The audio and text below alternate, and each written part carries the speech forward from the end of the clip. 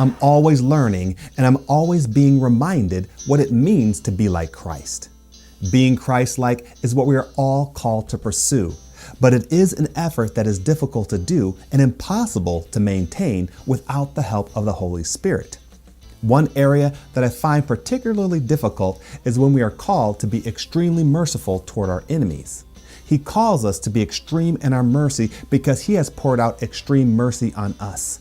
Remember, the Bible tells us that while we were still sinners, Christ died for us.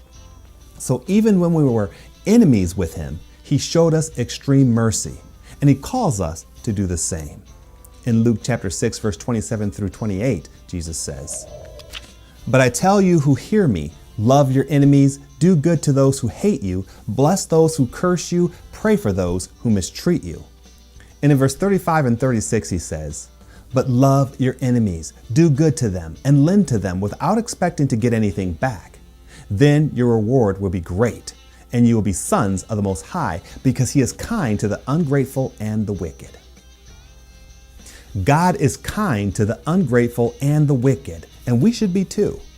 I don't think He is calling us to be a doormat, but He is calling us to be extreme in our mercy, extreme in our forgiveness, and extreme in our love toward those who are extreme in their hate toward us. When I think of extreme mercy, I'm always reminded of the persecuted church, believers who are imprisoned, tortured, or killed because of their faith in Jesus. Oftentimes, I hear of stories of how they pray for their persecutors and how they genuinely show love toward those who are expressing their hate. They are not doing this in their own strength. The Holy Spirit helps them. And likewise, we need the help of the Holy Spirit if we choose to love our enemies as well. If you're dealing with something in your life that you'd like prayer for, I'd love to pray for you. Just email your request to writecmv@hotmail.com and put the words prayer request in the subject line, and I promise I'll be in prayer for you. Jesus tells us to love our enemies, to do good to those who hate us, and bless those who curse us, and to pray for those who mistreat us. That is extreme mercy. But Jesus isn't asking us to do anything that He didn't do Himself.